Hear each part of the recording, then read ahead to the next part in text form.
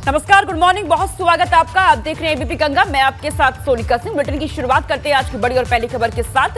UP Vidhan Parishad के 6 सदस्यीय हुए मनोनीत हो चुके हैं। राज्यपाल ने सरकार की ओर से भेजे गए नामों पर स्वीकृति लगा दी है। एबीपी गंगा की खबर पर मुहर लगी है। एबीपी गंगा ने जो लिस्ट दिखाई थी उन्हीं नामों पर मुहर यहां लगी है। रजनीकांत महेश्वरी विधान परिषद के लिए मनोनीत हुए हैं। साकेत मिश्रा और लालजी निर्मल भी यहां पर एमएलसी बने। तारिक मंसूर और रामसूरत राजभर विधान परिषद के लिए मनोनीत हुए।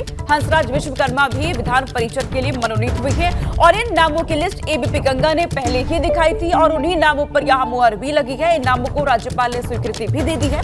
यूपी विधान परिषद के 6 सदस्य मनोनीत हो गए हैं। ये इस वक्त की बड़ी खबर। राज्यपाल ने सरकार की ओर से भेजे गए नामों पर अपनी मुहर लगा दी है और ये लिस्ट एबीपी गंगा ने सबसे पहले दिखाई थी। और एबीपी गंगा की खबर का यहाँ पर इस खबर पर मुहर लगती हुई भी साफ तौर पर नजर आ रही है। रजनीकांत महेश्वरी विधान परिषद के लिए मनोनीत यहाँ पर हुए हैं। 6 सदस्य मनोनीत किए गए और ये जो लिस्ट सरकार को भेजी गई थी इस पर राज्यपाल की तरफ से मुहर लगा दी गई है। इन लिस्ट में जो नाम शामिल है उस नाम को पहले ही एबीपी गंगा ने दिखाया था और यहाँ पर एबीपी गंगा की खबर पर मुहर भी लग चुकी है। हंसराज विश्वकर्मा भी विधान परिषद के लिए मनोनीत यहाँ हुए हैं। यूपी विधान परिषद के 6 सदस्य मनोनीत। इन सभी नामों पर राज्यपाल ने अपनी मुहर लगा दी है, स्वीकृति दे दी गई है। सरकार की ओर से ये लिस्ट भेजी गई थी और इस लिस्ट पर राज्यपाल की मुहर लग चुकी है। रजनीकांत महेश्वरी जो कि पूर्व क्षेत्रीय अध्यक्ष हैं ब्रज के, और इसी के अलावा साकेत मिश्रा, इनका भी नाम लिस्ट में शामिल था। लालजी प्रसाद निर्मल अम्बेडकर महासभा से हैं। ताकिर मंसूरी वीसी है एएमयू के, यहां इनके नाम पर भी मुहर यहां लगा दी गई है। रामसूरत राजभर अधिवक्ता है आजमगढ़ से, और इनके अलावा हंसराज विश्वकर्मा जो कि विधान परिषद के लिए मनोनीत यहां पर हुए हैं। ये 6 नाम जिस पर राज्यपाल की तरफ से मुहर यहां लगा दी गई है। एमएलसी के लिए 6 सदस्य मनोनीत हुए हैं और इन सभी नामों की लिस्ट एबीपी गंगा ने सबसे पहले दिखाई थी और उन्हीं नामों पर राज्यपाल की तरफ से मुहर यहां लगा दी गई है। ये नाम सरकार की तरफ से भेजे गए थे राज्यपाल को। राज्यपाल की तरफ से मुहर, अपनी स्वीकृति इस पर दे दी गई है। अनुभव शुक्ला मेरे सहयोगी मेरे साथ जुड़ चुके हैं। गुड मॉर्निंग अनुभव। और जो नाम अनुभव हमने दिखाए थे यहाँ पर एमएलसी के लिए, उन्हीं नामों पर मुहर लग चुकी है। देखिए, बिल्कुल देर रात की अधिसूचना जारी कर दी गई। यानी जो सीटें लंबे समय से खाली थी, बीते अप्रैल और मई महीने से विधान परिषद की मनोनयन कोटे की, उन पर जो 6 नाम है वो घोषित कर दिए गए हैं। और जो बात आप कह रहे हैं, जिस तरीके से हम पहले जो नाम दिखाए थे वही सारे नाम हैं। अब आप देखें किस तरीके से बीजेपी ने पूरी, अगर हम कहें कि प्लानिंग की रणनीति के तहत अलग अलग जो समाज से लोग आते हैं उनको इस मिर्ची जो बनाया है। और आप चाहे हम कहें कि चाहे लालजी निर्मल की बात करें, जिस तरीके से अम्बेडकर महासभा से जुड़े हुए हैं, और वो फिर अगर हम कहें तो पहले वो राज्य मंत्री भी थे, अनुसूचित वित्त आयोग उसके चेयरमैन रहे। फिर जिस तरीके से रामसूरत राजभर की बात करिए, राजभर समाज से आते हैं, तो कहीं न कहीं बीजेपी का फोकस है कि कैसे राजभर समाज उसके साथ रहे। फिर अगर आप बात करिए तारिक मंसूरी, ये नाम जरूर चौंकाने वाला है क्योंकि एएमयू के वीसी रहे और ऐसे में किस तरीके से इस नाम को पिक किया ये काफी महत्वपूर्ण हो जाता है। पहले जब भी एमएलसी के लिए चाहे कोर कमेटी में चर्चा हुई हो या अन्य नामों को लेकर चर्चा हुई हो, तब इस नाम पर चर्चा नहीं हुई, लेकिन फिर ये नाम आया और अब ये भी एमएलसी जो है, इनके नाम की भी अधिसूचना जारी हुई है, ये भी एमएलसी हो गए हैं।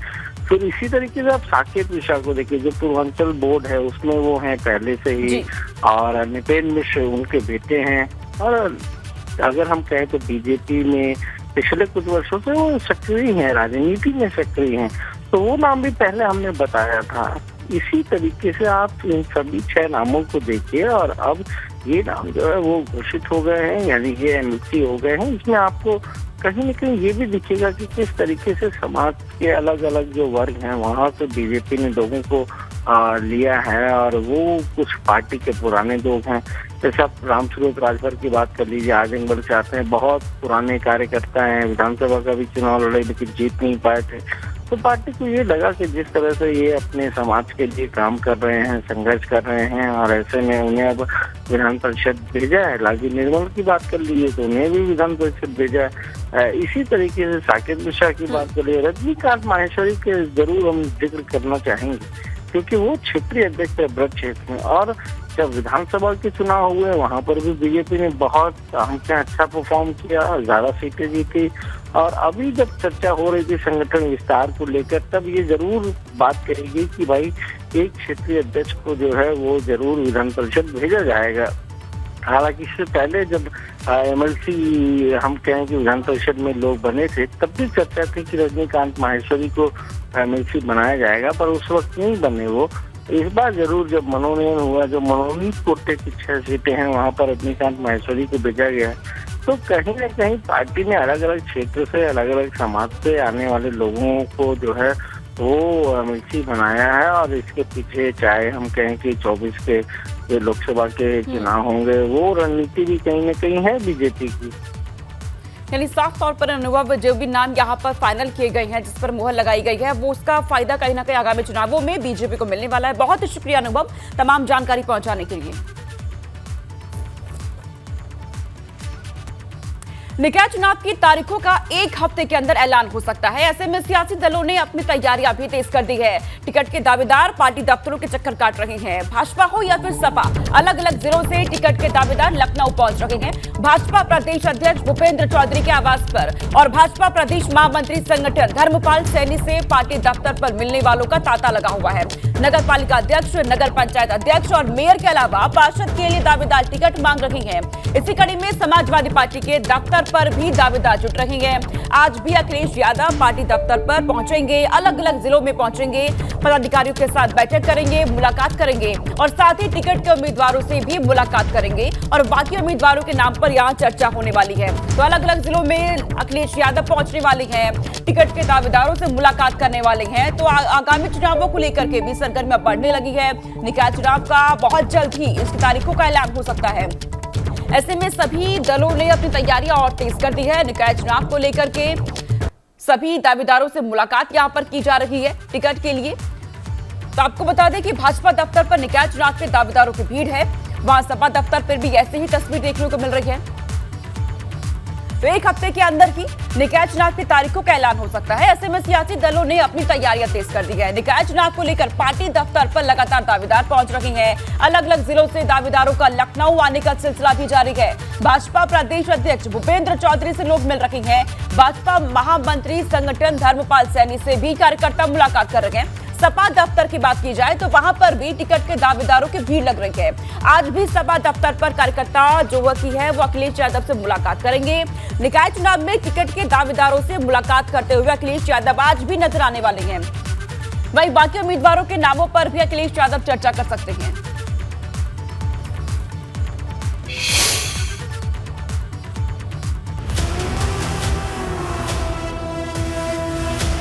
निकाय का लिटमस टेस्ट, जीत के लिए गठबंधन बेस्ट। भाजपा ने बदले प्रभारी, कौन पड़ेगा भारी। अखिलेश ने भरी हुंकार, गठबंधन से बनेगी शहर वाली सरकार। निकाय चुनाव की तारीख का ऐलान भले ही अभी बाकी हो, लेकिन सियासी बिसात बिछने लगी है, क्योंकि अखिलेश यादव ने साफ कर दिया कि वो इस लड़ाई को गठबंधन के साथ मिलकर लड़ेंगे। जो निकाय चुनाव हैं, समाजवादी पार्टी के साथ जो गठबंधन में दल हैं उनके साथ बातचीत कर करके और कोशिश करेगी समाजवादी पार्टी में जो ज़्यादा से ज़्यादा चुनाव लड़ें। जहां भारतीय जनता पार्टी से मुकाबला करना है, सीधा सीधा मुकाबला में समाजवादी पार्टी खड़ी है। गौरतलब है कि अखिलेश यादव जब गाजीपुर गए थे तब भी उन्होंने साफ किया था कि वो आगे किसी से कोई हाथ नहीं मिलाएंगे, जो साथ है उन्हीं के साथ मिलकर चुनाव लड़ेंगे, जिसका मतलब सपा, रालोद और अपना दल कमेरावादी के साथ मिलकर ही चुनाव लड़ेगी। समाजवादी पार्टी के अध्यक्ष अखिलेश यादव ने अब गठबंधन वाली हुंकार भरी है। अखिलेश यादव ने साफ तौर पर कहा है कि जो निकाय चुनाव होंगे उसमें समाजवादी पार्टी उनके जो वर्तमान गठबंधन के सहयोगी हैं उनके साथ मिलकर लड़ेंगे। यानी जिस तरीके से आरएलडी है, फिर जनवादी पार्टी है और अपना दल कमेरावादी है, कृष्णा पटेल गुट, उनके साथ मिलकर अखिलेश यादव अब निकाय चुनाव लड़ने की बात कह रहे हैं। लेकिन जहां समाजवादी पार्टी गठबंधन के दम पर भाजपा को टक्कर देने की रणनीति बना रही, वहीं भाजपा ने चुनाव से ठीक पहले अपनी रणनीति बदल ली है, क्योंकि जिन 17 नगर निगम के लिए भाजपा ने अपने प्रभारी बनाए थे उनमें से 14 को भाजपा ने बदल दिया है। वहीं इन सब के बीच निकाय चुनाव को लेकर डिप्टी सीएम केशव प्रसाद मौर्य ने पीएम मोदी से बड़ी मुलाकात की, क्योंकि भाजपा निकाय के जरिए 24 की तैयारी की पिच तैयार कर देना चाहती है। यही वजह है कि यूपी के निकाय चुनाव पर दिल्ली तक की नजर है। यह पार्टी पूरी तरह से परिवारवादी है, जातिवादी है, तुष्टीकरणवादी है। आप देखना लोकसभा के चुनाव में ऐसे ऐसे बूथों पे कमल का फूल खिलेगा, जिन बूथों के लिए सपा या समझ रही होगी ये तो हमारी जागीर है, लेकिन वह जागीर भी पता चलेगा उनके हाथ से छिन गई है। स्थानीय निकाय चुनाव की पार्टी पूरी तरह से तैयार है और आप देखेंगे जब परिणाम आएगा बीजेपी प्रचंड बहुमत से जीतेगी और आदरणीय प्रधानमंत्री नरेंद्र मोदी जी के नेतृत्व में बीजेपी के जन समर्थन लगातार बढ़ रहा है। उत्तर प्रदेश के उप मुख्यमंत्री केशव प्रसाद मौर्य ने आज प्रधानमंत्री नरेंद्र मोदी से मुलाकात की, जहां पे उत्तर प्रदेश के विभिन्न राजनीतिक विषयों पे प्रधानमंत्री से बातचीत हुई। वहीं अगर बात करें जिस तरीके से अखिलेश यादव आज रायबरेली दौरे पर हैं और वहां उन्होंने कांशीराम की मूर्ति का अनावरण किया, इसको लेकर के केशव प्रसाद मौर्य ने निशाना साधा और समाजवादी पार्टी को समाप्त पार्टी बताया और इसके साथ साथ साफ तौर पर कहा है कि उत्तर प्रदेश की विधानसभा चुनाव से पहले वो परशुराम की मूर्ति का अनावरण कर रहे थे, तब भी उनको कोई फायदा नहीं मिला था और जिस तरीके से आज कांशीराम की मूर्ति का अनावरण किया है, इसका भी कोई फायदा नहीं मिलेगा।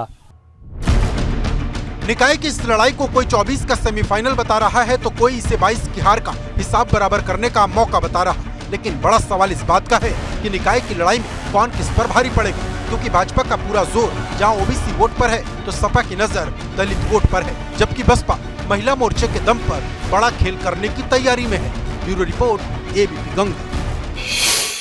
सीधे रुक करते हैं इस वक्त आ रही बड़ी खबर का। निकाय चुनाव को लेकर ये खबर है, निकाय चुनाव को लेकर भाजपा ने अपनी तैयारी तेज कर दी है। वाराणसी में भाजपा ने बूथ समिति बनाई है। बूथ समिति में 1388 लोगों का चयन यहाँ किया गया। घर घर सरकार की योजनाओं को पहुंचाया जाएगा, उनकी जानकारी पहुंचाई जाएगी, लोगों को सरकारी योजनाओं का लाभ भी यहाँ दिलाया जाएगा। वाराणसी में भाजपा ने बूथ समिति अपनी बना दी है, जो अब लोगों तक सरकारी योजनाओं का लाभ पहुंचाएगी। बूथ समिति में 1388 लोगों का चयन यहाँ पर किया गया है। घर घर सरकार की योजनाओं की जानकारी यहाँ पर पहुंचाई जाएगी इनके जरिए और लोगों तक सरकारी योजनाओं का लाभ भी पहुंचाया जाएगा, लोगों को इसका लाभ दिलाया जाएगा, जो भी सरकारी योजनाएं लोगों के लिए बनाई गई है। तो निकाय चुनाव को लेकर भाजपा ने अपनी तैयारी पूरी तेज कर दी है, रणनीति बनाई जा रही है, लगातार बैठकों का दौर देखा जा रहा है, भाजपा में मंथन चल रहा है और ऐसे में वाराणसी में बूथ समिति बना दी गई है, जिसमें 1388 लोगों का चयन किया गया है। ये लोग घर घर पहुंचेंगे, घर घर जाकर के सरकार की योजनाओं को लोगों तक पहुंचाया जाएगा, उसकी जानकारी लोगों को दी जाएगी और साथ ही लोगों को सरकारी योजनाओं का लाभ भी पहुंचाया जाएगा। तो निकाय चुनाव की तारीखों का ऐलान बहुत जल्द होने जा रहा है। इसको लेकर भाजपा ने अपनी तैयारी तेज कर दी है। लगातार अलग अलग नेता देखे जा रहे हैं, लोगों से मुलाकात करने पहुंच रहे हैं। डिप्टी सीएम लगातार खुद पहुंचते हैं, अलग अलग जिलों में लोगों के पास पहुंच रहे हैं, बैठकों का दौर जारी है। और अब इस बीच वाराणसी में भाजपा ने बूथ समिति अपनी बना दी है। इसमें 1388 लोगों का चयन यहाँ पर किया गया है और ये लोग अब घर घर पहुंचेंगे, घर घर जाएंगे और लोगों को सरकारी योजनाओं का लाभ पहुंचाया जाएगा, इसकी जानकारी दी जाएगी। दरअसल बूथ मजबूत करने में भाजपा अब जुट चुकी है और इसके जरिए ये भाजपा अब अपनी आगे की प्लानिंग कर रही है, रणनीति यहाँ पर बना रही है। घर घर जाने वाली है ये बूथ समिति, जिसमें 1388 लोगों का चयन यहाँ पर किया गया है। लोगों को सरकारी योजनाओं का लाभ दिलाया जाएगा, फायदा दिलाने का काम करेंगे ये बूथ समिति के तमाम लोग कार्यकर्ता। वाराणसी में 100 वार्ड के 1388 बूथ पर बूथ समिति का गठन यहाँ पर कर दिया गया है और ये अब सरकारी योजनाओं का लाभ जनता तक पहुंचाने का काम करने वाले हैं। निकाय चुनाव को लेकर भाजपा की तरफ से तैयारी की जा रही है, रणनीति बनाई जा रही है और अब बूथ को मजबूत करने में भाजपा यहाँ पर जुट चुकी है। घर घर पहुंचाया जाएगा लोगों को और इस बीच लोगों से संवाद भी किया जाएगा, सरकारी योजनाओं का लाभ लोगों तक पहुंचाया जाएगा। अगली खबर का रुख करते हैं। गोरखपुर पहुंचे हैं यूपी के कैबिनेट मंत्री डॉक्टर संजय निषाद ने कहा कि अलग अलग मंडल मुख्यालयों और जिलों में जाकर वो निकाय चुनाव को लेकर कार्यकर्ताओं के साथ बैठक कर रखेंगे। गोरखपुर से इसकी शुरुआत हुई है, आगे वो और भी अलग अलग जिलों में पहुंचेंगे। डॉक्टर संजय निषाद ने कार्यकर्ताओं से जी जान से निकाय चुनाव में जुट जाने का आह्वान भी यहाँ पर किया है। तो निकाय चुनाव की तैयारी में डॉक्टर संजय निषाद जुट चुकी हैं, कार्यकर्ताओं से बात की जा रही है। गोरखपुर पहुंचे, अहम बैठक यहाँ पर की गई और इस बीच कहा है कि अलग अलग मंडल पे पहुंचेंगे, अलग अलग जिलों में वो पहुंचेंगे और लोगों के साथ मुलाकात करेंगे। बैठकों का दौर अब देखा जा रहा है। निकाय चुनाव को लेकर तैयारी आज शुरू हो चुकी है। कार्यकर्ताओं के साथ मुलाकात लगातार की जा रही है। इस बीच डॉक्टर संजय निषाद का ये बयान, उन्होंने कहा कि अब निकाय चुनाव को लेकर के अलग अलग जिलों में पहुंचेंगे, अलग अलग मंडल में पहुंचेंगे, कार्यकर्ताओं के साथ बैठक होगी।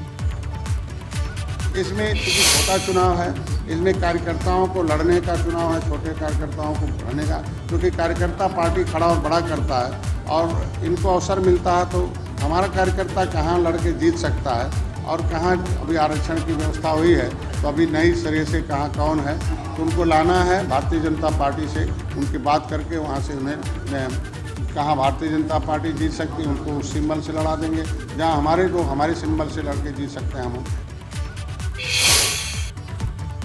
समाजवादी पार्टी इस बीच बिहार के पूर्व सीएम स्वर्गीय बीपी मंडल की पुण्यतिथि मनाएगी। आज से बीपी मंडल की पुण्यतिथि के कई कार्यक्रम में सपा जुटने जा रही है। 13 अप्रैल को प्रदेश भर में कार्यक्रम आयोजित करेगी सपा। विधानसभा और ब्लॉक स्तर पर कार्यक्रम का आयोजन किया जाएगा। सामाजिक न्याय और जाति जनगणना के मुद्दे पर भी इस बीच चर्चा यहाँ की जाएगी। 13 अप्रैल को प्रदेश भर में कार्यक्रम आयोजित किए जाएंगे। समाजवादी पार्टी की तरफ से विधानसभा और ब्लॉक स्तर पर यह कार्यक्रम होगा और कार्यक्रम का भव्य आयोजन किया जाएगा।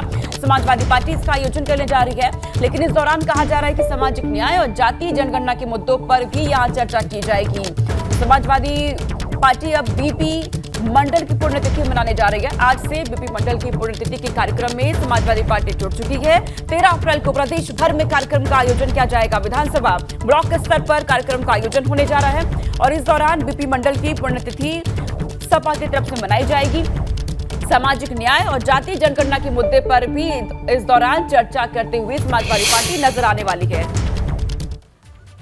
दिल्ली में भाजपा महासचिव की आज से बैठक होने जा रही है। पार्टी अध्यक्ष जेपी नड्डा के साथ शाम 5 बजे बैठक होगी।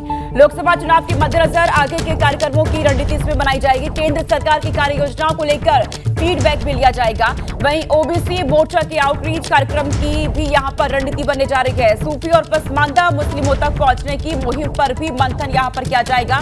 तो केंद्र सरकार की कार्य योजनाओं को लेकर फीडबैक भी लिया जाएगा। लोकसभा चुनाव को लेकर रणनीति यहां पर बनाई जाएगी।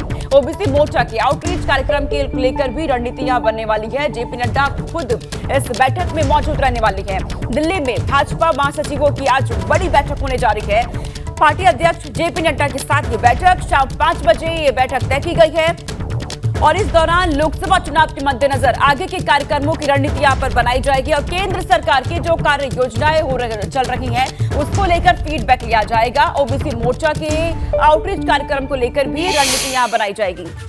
और इस बीच एक और बड़ी खबर, प्रयागराज में आज बसपा की मंडलीय बैठक होने जा रही है। सोमवार को किसी वजह से यह बैठक टल गई थी। आज शाइस्ता के मेयर का टिकट कटने का औपचारिक ऐलान भी हो सकता है। बसपा के नए मेयर उम्मीदवार की घोषणा भी आज ही हो सकती है। ये बड़ी खबर सामने आ रही है। दरअसल ये बैठक बीते दिन होनी थी, लेकिन किसी वजह से ये बैठक टल गई और आज ये बैठक होने जा रही है और आज ही शाइस्ता के मेयर टिकट कटने का औपचारिक ऐलान भी संभव है।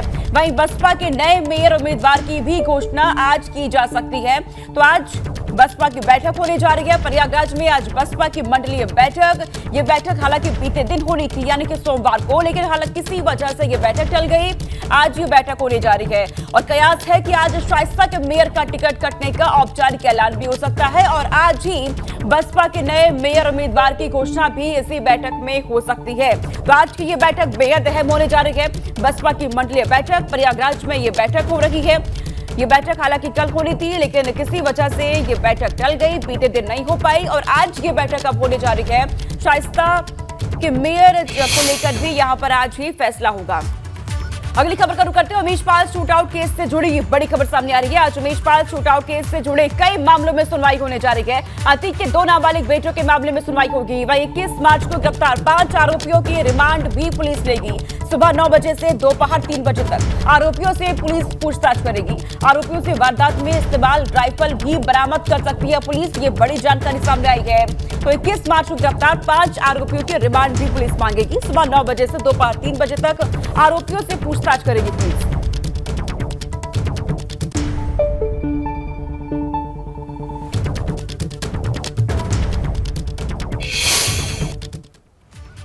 आगे रुख करते हैं। मुख्यमंत्री पुष्कर सिंह धामी ने प्रधानमंत्री नरेंद्र मोदी से मुलाकात की है। पीएम नरेंद्र मोदी से सीएम धामी ने 4 धाम से लेकर जोशीमठ संकट पर चर्चा की और साथ ही पीएम नरेंद्र मोदी को उत्तराखंड आने का न्योता भी दिया है।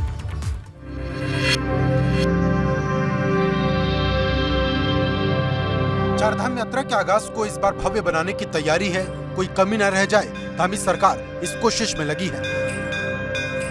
दिल्ली दौरे पर सीएम पुष्कर धामी ने प्रधानमंत्री नरेंद्र मोदी से मुलाकात की। चारधाम यात्रा से लेकर जोशीमठ संकट और पहाड़ के अन्य मुद्दों पर बात हुई। चारधाम यात्रा को लेकर सीएम धामी ने प्रधानमंत्री नरेंद्र मोदी को निमंत्रण भी दिया है, जिस पर पीएम ने सीएम को चारधाम आने का आश्वासन दिया।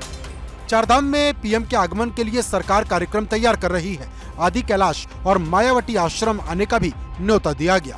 प्रधानमंत्री जी से सबसे पहले तो हमने उनको चारधाम यात्रा जो हमारी 22 अप्रैल से प्रारंभ हो रही है उसकी जानकारी भी दी है, और जो राज्य सरकार की तरफ से जो तैयारियां हो रही हैं उन तैयारियों से माननीय प्रधानमंत्री जी को अवगत कराया है और उनको चारधाम यात्रा का न्योता भी दिया है।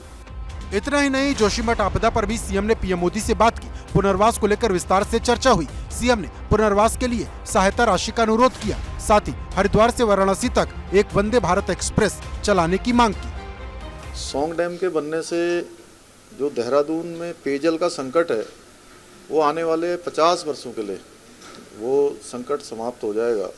पेयजल की व्यवस्था ठीक प्रकार से हो पाएगी, उसके लिए मैंने अनुरोध किया। चाहे साथ में जोशीमठ की जो आपदा है उसके पुनर्वास के लिए भी, क्योंकि आदरणीय प्रधानमंत्री जी ने स्वयं उसका संज्ञान वो लगातार लेते रहे हैं, तो मैंने फिर से अनुरोध किया है कि जल्दी से जल्दी जोशीमठ पुनर्वास के संबंध में जो केंद्र से जरूरी सहायता मिलनी है वो सहायता हमको मिल जाए। सीएम पुष्कर सिंह धामी ने दिल्ली दौरे के दौरान पीएम से लेकर कई नेताओं से मुलाकात की। लोकसभा स्पीकर ओम बिरला और केंद्रीय मंत्री अनुराग ठाकुर से भी शिष्टाचार भेंट हुई। दिल्ली से अविनाश तिवारी, एबीपी गंगा।